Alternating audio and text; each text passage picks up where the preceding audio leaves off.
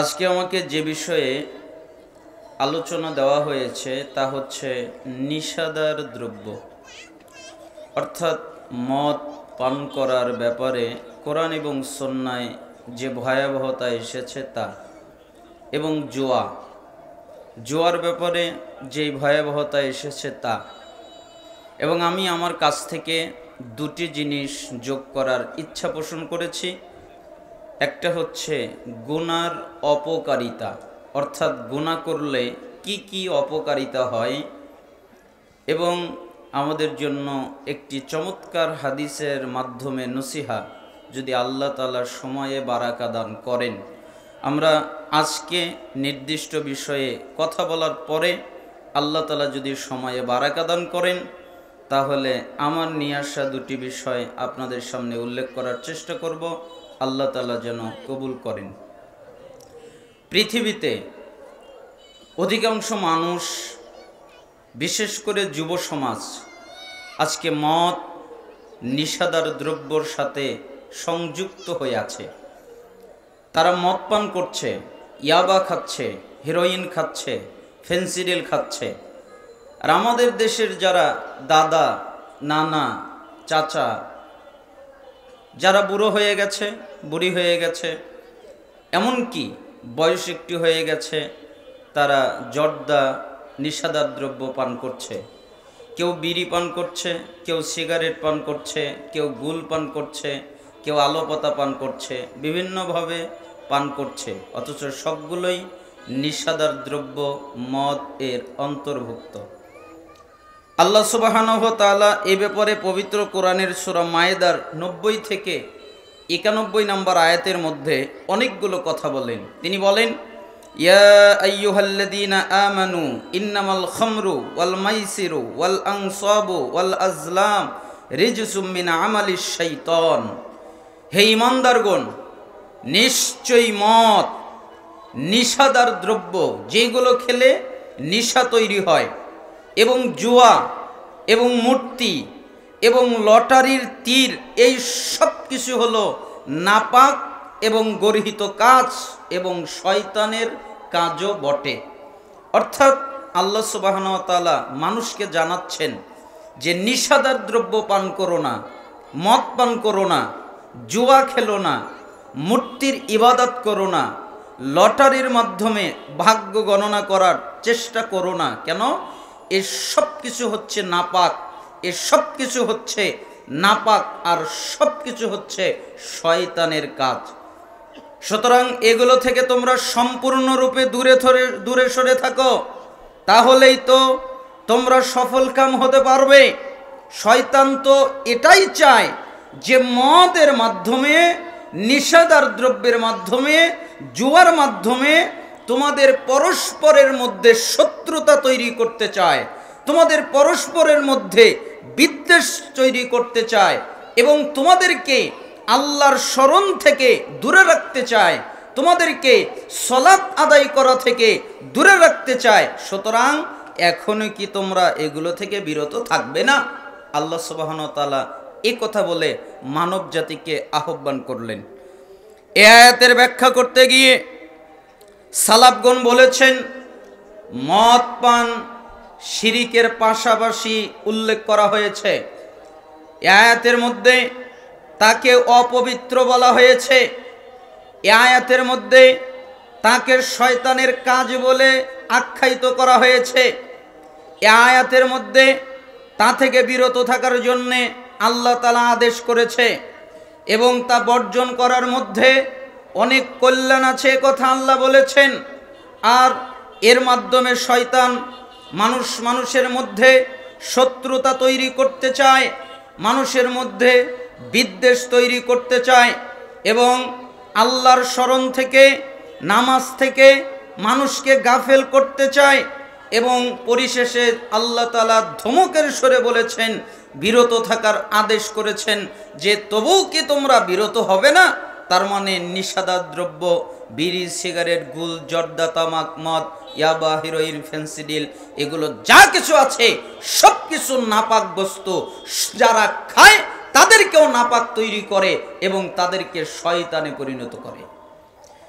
এজন্যই আব্দুল্লাহ বিন আব্বাস রাদিয়াল্লাহু আনহু থেকে বর্ণিত, তিনি বলেন, যখন মদ পান হারাম করে দেওয়া হলো তখন সাহাবারা একে অপরের নিকটে গিয়ে বলতে লাগলো।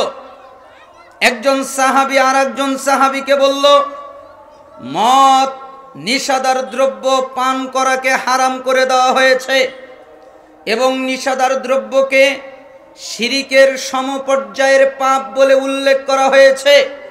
অর্থাৎ শিরিক করলে যেই পাপ হয়, শিরিক করলে যেমন পাপ হয়, নিশাদার দ্রব্য পান করলে, বিড়ি খেলে, জর্দা খেলে, গুল খেলে, তামাক খেলে, ইয়াবা খেলে, হেরোইন খেলে, ফেন্সিডিল খেলে, আরও যত নিশাদার দ্রব্য আছে এগুলো পান করলে শিরিকের পর্যায়ের পাপ হয়। শিরিক যেরকম ভয়ঙ্কর পাপ, নিশাদার দ্রব্য পান করাও ভয়ঙ্কর পাপ। এ কথা আব্দুল্লাহ বিন আব্বাস রাদিয়াল্লাহু আনহু থেকে বর্ণিত হয়েছে। তিনি বলেছেন, তাবারানী কাবিরের 12 খণ্ডের হাদিস নাম্বার 12399-তে এসেছে, হাদিসের সনদ সহিহ। এজন্যই আমরা অনেকে যুক্তি পেশ করে থাকি যে মদ, এই নিয়ে আমরা নিশাদার দ্রব্য বিড়ি, সিগারেট, গুল, জর্দাকে বলতে চাই না। আমরা বলি শুধুমাত্র নিশাদার দ্রব্য মদ, শুধুমাত্র নিশাদার দ্রব্য ইয়াবা, শুধুমাত্র নিশাদার দ্রব্য হিরোইন, শুধুমাত্র নিশাদার দ্রব্য ফেন্সিডিল, এগুলোই শুধুমাত্র নিশাদার দ্রব্য। কিন্তু বিড়ি, সিগারেট, গুল, জর্দা এগুলো নিশাদার দ্রব্য নয়। এজন্য রাসূল সাল্লাল্লাহু আলাইহি ওয়াসাল্লাম চমৎকার একটা কথা বলেছেন, লা তাশরাবিল খাম, তুমি কখনোই মদ পান করো না, কখনোই নিশাদার দ্রব্য পান করো না। কেন? ফা ইন্নাহা মিফতাহু কুল্লি শাররিন, তার সকল অকল্যাণ এবং অঘটনের চাবিকাঠি। ওটা তোমাদেরকে অকল্যাণের মধ্যে ঢুকিয়ে দিবে, তোমাদেরকে অঘটনের মধ্যে ঢুকিয়ে দিবে।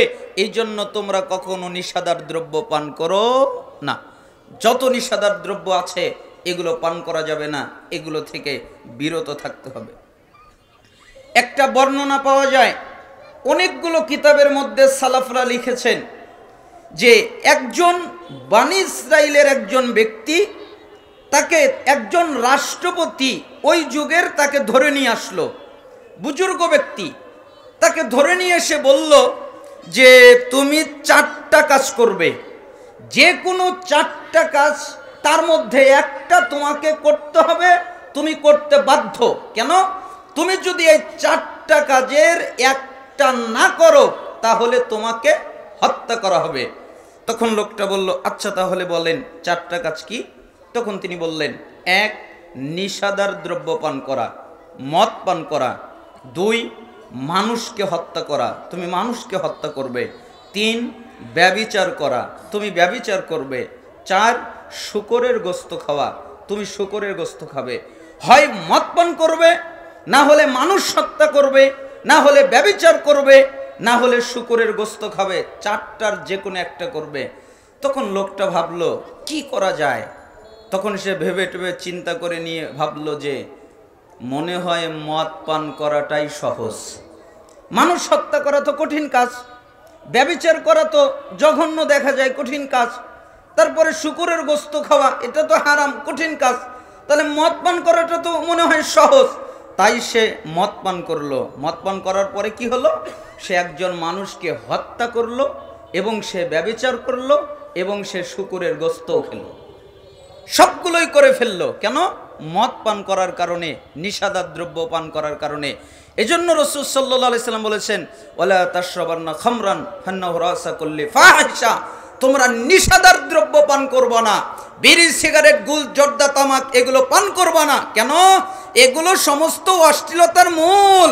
এগুলো পান করলে জ্ঞান হারিয়ে যায়, এগুলো পান করলে বিবেক হারিয়ে যায়। এই তো আমরা দেখতে পাচ্ছি মিডিয়া খুললে বর্তমান যুগে কিছু আউল বাউল বের হয়েছে যারা আল্লাহর নামে পর্যন্ত কটূক্তি করে বেড়াচ্ছে। আল্লাহর নামে এমন কটূক্তি করে বেড়াচ্ছে, ওরা আল্লাহর নামে কটূক্তি করবে, এটা স্বাভাবিক ব্যাপার। কেন? ওরা সারাদিন মদের আড্ডার মধ্যে ডুবে থাকে, ওরা সারাদিন জুয়ার আড্ডার মধ্যে ডুবে থাকে। ওরা যতদিন পর্যন্ত মদের আড্ডা থেকে, জুয়ার আড্ডা থেকে বের না হবে, যতদিন পর্যন্ত মদ পান করা বন্ধ না করবে, ততদিন পর্যন্ত ওরা আউল ফাউল কথা বলবে। এটাই স্বাভাবিক। তোমাদের সাহস হয় কি করে? এটা 90% মুসলমানের দেশ, 90% মুসলমান এই দেশে বসবাস করে। হয়তোবা সবাই সালাত আদায় করে না, একথা ঠিক হতে পারে। যে 90%-এর অধিকাংশ মানুষ সালাত আদায় করে না, একথা ঠিক হতে পারে। কিন্তু 90% মুসলমানের অন্তরের ভিতরে আল্লাহর ভালোবাসা আছে, আল্লাহর মহাব্বত আছে। এই বাংলাদেশে আল্লাহর উপরে কটূক্তি করা হয়, রাসূলের উপরে কটূক্তি করা হয়, তারপরও ওই বাউলের বেঁচে থাকার অধিকার কিভাবে হয়? তার বেঁচে থাকার কোনো অধিকার নেই। অতএব আমরা সরকারকে বলতে চাই, আপনি অতি শীঘ্রই বিচার করেন, তাকে যোগ্য শাস্তি দেন। সে কেন আমার আল্লাহকে নিয়ে কটূক্তি করবে? কেন আমার রসুলকে নিয়ে কটূক্তি করবে? কেন আমার ইসলাম ধর্ম নিয়ে কটূক্তি করবে? কেন আমার কোরআন নিয়ে কটূক্তি করবে? সে বলে কি যে আল্লাহ কোরআনে বলেছেন নাচতে, কুল আউযু বিরাব্বিন নাস, মালিকিন নাস, ইলাহিন নাস, মিন শাররিল ওয়াসওয়াসিল খান্নাস। আল্লাহ খালি বলছেন নাচতে, এজন্য আমরা নাচি। তো কোরআনের অপব্যাখ্যা করছে যারা, কোরআনের অপব্যাখ্যা করে যারা, রাসূলকে কটূক্তি করে যারা, আল্লাহকে কটূক্তি করে, তাদেরকে অমুসলিম ঘোষণা করেন বাংলাদেশে। অতএব এটার একমাত্র কারণ হলো মদ পান করা, নিশাদার দ্রব্য পান করা। কেন? তাদের মধ্যে দেখা যায় মদ পান করার প্রবণতা বেশি। আপনি তাদের মজমাগুলোতে গিয়ে দেখেন, তারা যতক্ষণ কথা বলে তার চেয়ে বেশি মদ পান করা নিয়ে ব্যস্ত থাকে। এই জন্য রাসূল সাল্লাল্লাহু আলাইহি সাল্লাম এ কথা বললেন, তোমরা নিশাদার দ্রব্য পান করো না, বিড়ি, সিগারেট, গুল, জর্দা, তামাক এগুলো পান করো না। কেন? এগুলো সমস্ত অশ্লীলতার মূল। এগুলো করার কারণে তোমার জ্ঞান হারিয়ে যাবে, তোমার বিবেক হারিয়ে যাবে। নেশাদার দ্রব্য পান করা যে কত জটিল, কঠিন, আপনাকে আমি কয়েকটা হাদিস বলি, তাহলে আপনার বোঝা সহজ হয়ে যাবে। রাসূল সাল্লাল্লাহু আলাইহি ওয়াসাল্লাম নেশাদার দ্রব্য যারা পান করেন তাদের ব্যাপারে বলেন, আবু হুরায়রা রাদিয়াল্লাহু আনহু থেকে বর্ণিত, তিনি বলেন রাসূল সাল্লাল্লাহু আলাইহি ওয়াসাল্লাম বলেছেন, মুদমিনুল খাম কাআবিদি ওয়াসান, অভ্যস্ত মাদক সেবী যারা নিশাদার দ্রব্য পান করে, যারা বিড়ি খায়, যারা জর্দা খায়, যারা গুল খায়, যারা তামাক খায়, যারা ইয়াবা খায়, যারা হিরোইন খায়, যারা ফেন্সিডিল খায়, যারা মদ খায়, এরা হচ্ছে মূর্তি পূজক সমতুল্য। মূর্তিকে পূজা করলে যেই পাপ হয়, যারা নিশাদার দ্রব্য পান করে তাদের ওই একই পাপ হয়। আপনি যদি মূর্তির সামনে গিয়ে মাথা নত করেন তাহলে আপনার যেই পাপ হবে, আপনি যদি নিশাদার দ্রব্য পান করেন তাহলে আপনার ওই একই পাপ হবে। রাসূল সাল্লাল্লাহু আলাইহি ওয়াসাল্লাম আরো বলেছেন, যেই লোক মদ পান করা অবস্থায়, নিশাদার দ্রব্য পান করা অবস্থায় মৃত্যুবরণ করলো, মারা গেল, সে মূর্তি পূজক হিসেবে আল্লাহর নিকটে উপস্থিত হবে। সে মুসলমান হিসেবে আল্লাহর সামনে উপস্থিত হবে না, মুমিন হিসেবে আল্লাহর সামনে উপস্থিত হবে না। কি হিসেবে উপস্থিত হবে? এ হলো মূর্তি পূজক, এ হলো মূর্তি পূজা করত। মিশকাতুল মাসাবিতে এসেছে 3657 নম্বর হাদিসের মধ্যে। তার মানে যারা নিশাদার দ্রব্য পান করে তারা হলো মূর্তি পূজক। আবু মুসা আশআরী রাদিয়াল্লাহু আনহু থেকে বর্ণিত, তিনি বলেন, নাসাইর 5173 নম্বর হাদিস, রাসূল সাল্লাল্লাহু আলাইহি সাল্লাম বলেন, মদ পান করা এবং আল্লাহ ছাড়া এই খুঁটির ইবাদত করার মধ্যে আমি কোনো পার্থক্য দেখি না। এই খাম্বার ইবাদত করলে যা হবে, এই খুঁটির ইবাদত করলে যা হবে, এই খুঁটির ইবাদত করার কারণে যে পাপ হবে, এই খাম্বার ইবাদত করার কারণে যে পাপ হবে, যারা নিশাদার দ্রব্য পান করবে তাদের ওই একই পাপ হবে। কারণ উভয়টি আমার ধারণা মতে একই পর্যায়ের অপরাধ। নিশাদার দ্রব্য পান করা আর খাম্বার ইবাদত করা একই অপরাধ। আমরা জানি খাম্বার ইবাদত করা শিরকে আকবার, বড় শিরিক, অনেক বড় শিরিক, এজন্য নিষাদার দ্রব্য থেকে বাঁচতে হবে। একথা বলেছেন। নাসাইতে এসেছে 5173 নম্বর হাদিস, সহিহ তারগিব তারহিবে এসেছে 2365 নম্বর হাদিস। এমনকি রাসূল সাল্লাল্লাহু আলাইহি ওয়াসাল্লাম আরও বলেছেন, আমি কারো পরোয়া করি না, মদ পান করি। কেউ যদি মদ পান করে অথবা আল্লাহর পরিবর্তে দেবদেবীদের পূজা করে, দেবদেবীর পূজা করলো অথবা মদ পান করলো, নিষাদার দ্রব্য পান করলো, মূর্তির পূজা করলো, এই দুইটির মাঝে কোনো পার্থক্য নাই। মূর্তির পূজা করলে যা হবে, নিষাদার দ্রব্য পান করলে তাই হবে। মিশকাত 3660 নম্বর হাদিসের মধ্যে রাসূল সাল্লাল্লাহু আলাইহি সাল্লাম এ কথা বলেছেন। একটা জটিল কঠিন হাদিস, এই হাদিস নিয়ে অনেকেই বিতর্কিত করেন, তবে এটা তাবারানী সহিহুল জামে 3345 নম্বর হাদিস। আমাদের বাঙালি আলেম আব্দুল হামিদ ফাইজি আল মাদানী হাফিজাহুল্লাহ, ভারতের একজন বাংলা ভাষাভাষী প্রজ্ঞাবান বিজ্ঞ জ্ঞানী আলেম, তিনি একটা বই সংকলন করেছেন হাদিস সম্ভার নামে, অর্থাৎ রিয়াদুস সালিহিন। তার মধ্যে যে হাদিসগুলো এসেছে এবং যেই হাদিসগুলো ওই কিতাবে আসে নাই একই পর্যায়ের একই রকম, তিনি আরও কিছু হাদিসকে সংগ্রহ করে একটা কিতাব লিপিবদ্ধ করেছেন। তার নাম দিয়েছেন হাদিস সম্ভার 2 খণ্ডে। তার মধ্যে 1668 নম্বর হাদিস। আমি এই হাদিসটা কেন বললাম? কারণ আপনি যেন বাড়িতে গিয়ে এই হাদিসটা খুঁজে পান, আপনি যেন মোবাইলের মাধ্যমে এই হাদিসটা খুঁজে পান, আপনি যেন সহজে এই হাদিসটা খুঁজে পান। হাদিস সম্ভার 1668 নম্বর হাদিস। ইবনে আব্বাস রাদিয়াল্লাহু আনহুমা তিনি বলেন, আমি শুনেছি রাসূল সাল্লাল্লাহু আলাইহি ওয়াসাল্লাম বলেছেন, মদ হলো যাবতীয় অশ্লীলতার প্রধান। যত অশ্লীলতা আছে, যত ফাহেশাত আছে, যত নাপাকি আছে, যত খারাপি আছে, সমস্ত নাপাকি, সমস্ত খারাপ, সমস্ত অশ্লীলতার প্রধান হচ্ছে মদ। এবং মদ নিষাদার দ্রব্য, এটা হচ্ছে সবচেয়ে বড় পাপ। পাপের জগতে সবচেয়ে বড় পাপ ফাহেশাতের মধ্যে। ফাহেশাতের মধ্যে যত পাপ আছে, অশ্লীলতার মধ্যে যত পাপ আছে, এই পাপ সবচেয়ে বড় পাপ। মান শারিবাহা ওয়া ক্বালা উম্মিহি ওয়া খালাতিহি ওয়া আম্মাতিহি, যে ব্যক্তি তা পান করলো, বিড়ি পান করলো, সিগারেট পান করলো, জর্দা পান করলো, গুল পান করলো, তামাক পাতা পান করলো, মদ পান করলো, ইয়াবা পান করলো, হিরোইন পান করলো, ফেন্সিডিল পান করলো, আরো যত মদ বিভিন্ন নামে আছে এগুলো পান করলো, সে যেন তার মায়ের সাথে, সে যেন তার খালার সাথে, সে যেন তার ফুফুর সাথে রাত কাটালো, জিনা করলো, ব্যভিচার করলো। আমি আপনাকে কি দিয়ে বুঝাই, বুঝানোর ভাষা আমার কাছে নেই। আমি আপনাকে কি দিয়ে জানাই, জানানোর ভাষা আমার কাছে নেই। নিষাদার দ্রব্য পান করলে আপনি মূর্তি পূজক হবেন। নিষাদার দ্রব্য পান করলে আপনি মূর্তি পূজার সমপরিমাণ পাপ পাবেন। নিষাদার দ্রব্য পান করলে হিন্দুরা যেরকম মূর্তি পূজা করে ওই রকম মূর্তি পূজা করার পাপ পাবেন। নিষাদার দ্রব্য পান করলে মায়ের সাথে, ফুফুর সাথে, খালার সাথে জিনা করার পাপ পাবেন। এমনকি নিষাদার দ্রব্য পান করলে রাসূল সাল্লাল্লাহু আলাইহি সাল্লাম বলেন, লা ইয়াদখুলুল জান্নাহ মুদমিনুল খাম, অভ্যস্ত নিষাদার দ্রব্য পানকারী, মাদক সেবী যারা অভ্যস্ত হয়ে যায়, একদম পরিপূর্ণভাবে নিষাদার দ্রব্য পান করে, তারা জান্নাতে প্রবেশ করবে না। ইবনে মাজাহ 3439 নম্বর হাদিস।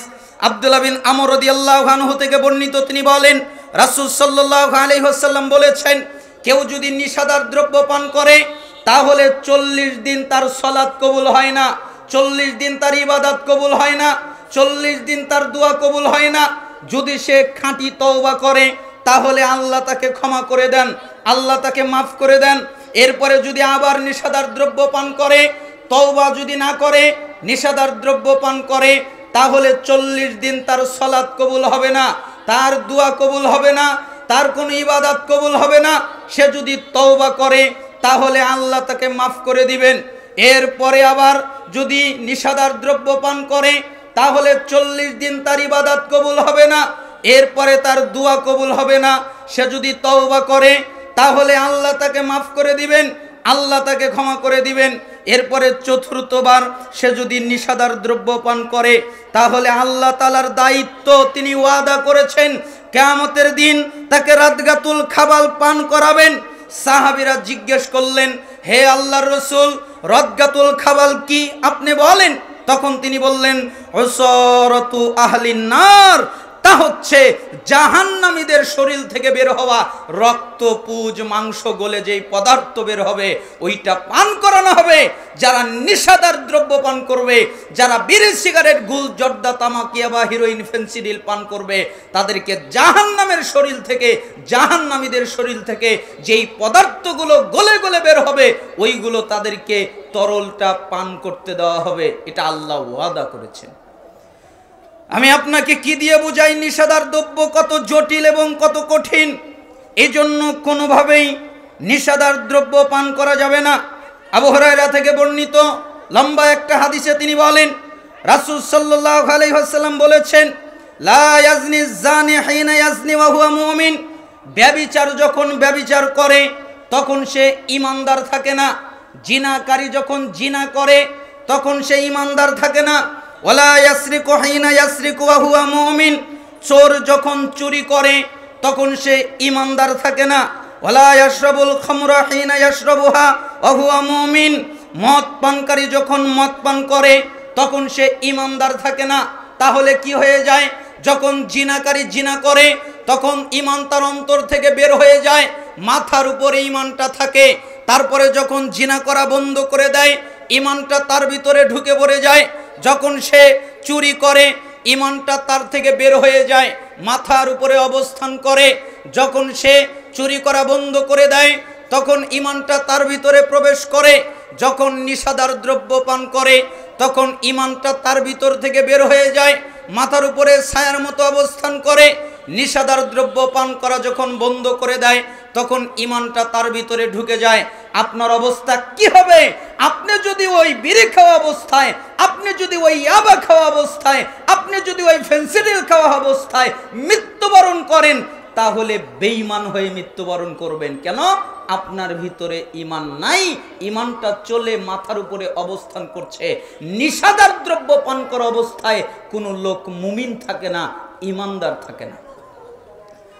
অতএব সাবধান।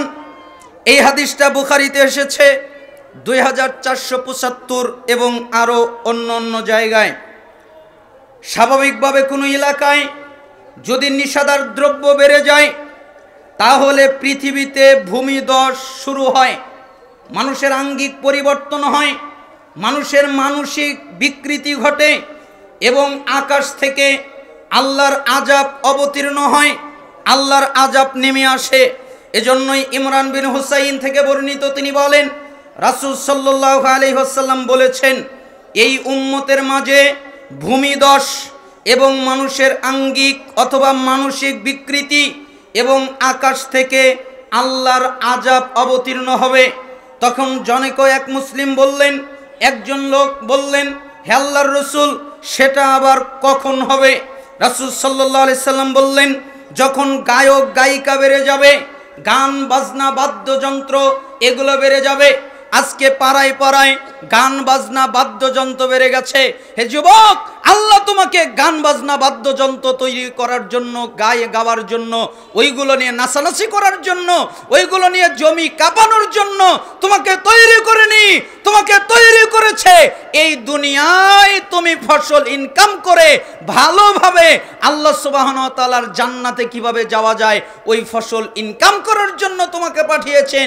কিন্তু তুমি তা না করে গান বাজনা বাদ্যযন্ত্র ব্যবহার করে তুমি তোমার চরিত্রকে নষ্ট করছো। আল্লাহর সামনে কি জবাব দিবে? এজন্য রাসূল সাল্লাল্লাহু আলাইহি সাল্লাম বললেন, যখন গান বাজনা বাদ্যযন্ত্র বেড়ে যাবে, গায়কের সংখ্যা বেড়ে যাবে, গান গায় যারা তাদের সংখ্যা বেড়ে যাবে, পুরুষ গান গায় যারা তাদের সংখ্যা বেড়ে যাবে, গায়িকা নারী এদের সংখ্যা যখন বেড়ে যাবে, নারীরা যখন গান গাওয়া শুরু করবে, বাদ্যযন্ত্রের যখন প্রকাশ্য প্রচলন ঘটবে, বাদ্যযন্ত্র বেড়ে যাবে, সব জায়গায় বাদ্যযন্ত্র হবে। আরে গানে তো দূরের কথা, গজলের ভিতরেও বাদ্যযন্ত্র দিয়ে গজল তৈরি করে। আমাদেরকে বলে যে আমরা গজল গাচ্ছি, ইসলামিক গজল। ইসলামিক আবার গজল হয় নাকি? ইসলামিক গজল হয় না, ইসলামিক গজল হয় না। ইসলামিক গজলের ভিতরে কোনো সুর থাকে না।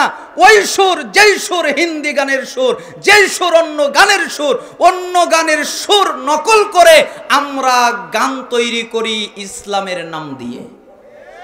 আপনি দেখেন সবগুলো যতগুলো গজল তৈরি করা হয়েছে অধিকাংশই হিন্দি গান থেকে কপি করা হয়েছে, তাদের সুর নেওয়া হয়েছে।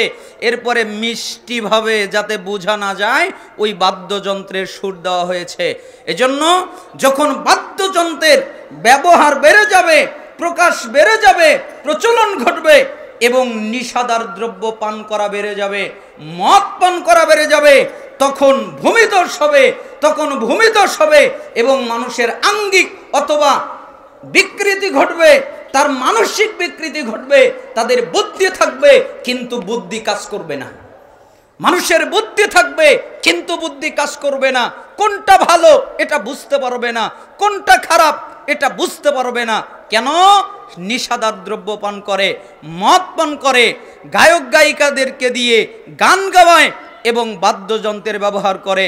এই জন্য তাদের মানসিক বিকৃতি ঘটবে, বুদ্ধি কাজ করবে না, আর ভূমিধস হবে, শুধু ঘন ঘন ভূমিকম্প হবে। কয়দিন আগে হলো না? আমাদের জীবনে এত বড় ধাক্কা সহজে মনে হয় দেখি নাই, তাই না? কত জটিল হলো। আরে মানুষজন খালি ছোটাছুটি করছিল। আমি ভাবছিলাম কি হলো, এরা এমন করছে কেন? আল্লাহ তাআলা তো বলেছেন যে যখন ঝাঁকুনি দেওয়া হবে তখন মানুষজন পাগলের মতো হয়ে যাবে। এই তো মানুষজন পাগলের মতো হয়ে গেছে। সন্তানের চিন্তা নাই, স্ত্রীর চিন্তা নাই, কার আগে কে দরজা দিয়ে বিল্ডিং থেকে বাড়াতে পারে এইটা নিয়ে সে ব্যস্ত। কেন? ভয়, পাগল হয়ে গেছে, জ্ঞান হারিয়ে গেছে, বুদ্ধি হারিয়ে গেছে সামান্য একটু ঝাঁকুনির মাধ্যমে। এজন্য রাসূল সাল্লাল্লাহু আলাইহি ওয়াসাল্লাম বললেন যে ভূমিধস হবে। আনাস ইবনে মালিক রাদিয়াল্লাহু আনহু তিনি বলেন রাসূল সাল্লাল্লাহু আলাইহি ওয়াসাল্লাম বলেছেন, যখন আমার উম্মত 5টি বস্তুকে হালাল মনে করবে তখন তাদের ধ্বংস একেবারেই অনিবার্য। তোমরা মনে করবে তাদের ধ্বংস একেবারে কাছে, তাদের ধ্বংস একেবারে নিকটে। কখন? যখন তারা 5টা বস্তুকে হালাল মনে করবে। এক, তারা একে অপরকে যখন প্রকাশ্যে লানত করবে, একজন আর একজনকে প্রকাশ্যে লানত করবে, তখন বুঝবে ধ্বংস অনিবার্য। যখন তারা মদ পান করবে, নিশাদার দ্রব্য পান করবে, তখন মনে করবে ধ্বংস অনিবার্য। যখন পুরুষ হয়ে সিল্কের পোশাক পরিধান করবে তখন মনে করবে ধ্বংস অনিবার্য। যখন গায়িকাদেরকে সাদরে গ্রহণ করবে, যৌন ব্যাপারে পুরুষ পুরুষের জন্য যথেষ্ট তারা মনে করবে, মহিলা মহিলার জন্য যথেষ্ট তারা মনে করবে, তখন তোমরা মনে করবে যে অবশ্যই তোমাদের ধ্বংস অনিবার্য। রাসূল সাল্লাল্লাহু আলাইহি সাল্লামের সাহাবী আব্দুল্লাহ বিন আব্বাস রাদিয়াল্লাহু আনহু থেকে বর্ণিত, তিনি বলেন রাসূল সাল্লাল্লাহু আলাইহি ওয়াসাল্লাম বলেছেন, ফেরেশতারা 3 ধরনের মানুষের নিকটবর্তী হয় না, মানুষের নিকটে আসে না, মানুষের কাছাকাছি আসে না। তারা হচ্ছে 3 শ্রেণীর মানুষ। এক শ্রেণীর মানুষ হলো জুনুবে ব্যক্তি, অর্থাৎ যার গোসল ফরজ হয়েছে কিন্তু গোসল করে নাই। যতক্ষণ গোসল না করে ততক্ষণ তার কাছে মালাক ফেরেশতা আসে না। মদ পাই, যখন তারা নিশাদার দ্রব্য পান করে তখন তাদের কাছ থেকে মালাক ফেরেশতারা চলে যায়। খালুক, যাতে জাফরান মিশ্রণ খুব বেশি, এই সুগন্ধি মাখলে ফেরেশতা চলে যায়। একথা রাসূল সাল্লাল্লাহু আলাইহি ওয়াসাল্লাম আমাদেরকে স্পষ্ট করে বললেন। রাসূল সাল্লাল্লাহু আলাইহি ওয়াসাল্লাম আমাদেরকে স্পষ্ট করে আরও বললেন যে তোমরা নিশাদার দ্রব্য পান করবা না। কেন? নিশাদার দ্রব্য পান করা এটা হলো কিয়ামতের একটা আলামত। যখন নিশাদার দ্রব্য পান করা বেড়ে যাবে, যখন মানুষজন নিশাদার দ্রব্য পান করবে, তখন মনে করবে যে কিয়ামতের আর বেশি সময় বাকি নেই। আনাস বিন মালিক রাদিয়াল্লাহু আনহু তিনি বলেন রাসূল সাল্লাল্লাহু আলাইহি ওয়াসাল্লাম বলেছেন, কিয়ামতের আলামতগুলোর মধ্যে এও আছে, মূর্খতা বিস্তার লাভ করবে। সব মানুষই মূর্খ হয়ে যাবে, কিছু বুঝতে পারবে না, কোনটা ভালো কোনটা মন্দ এটা বুঝার তাদের ক্ষমতা থাকবে না। অধিকাংশ মানুষ মূর্খ হয়ে যাবে, জ্ঞান কমে যাবে, বিদ্যা কমে যাবে, ব্যভিচার বেড়ে যাবে, মানুষজন ব্যভিচার করে বেড়াবে। আজকে কত ছেলে কত মেয়ের সাথে কত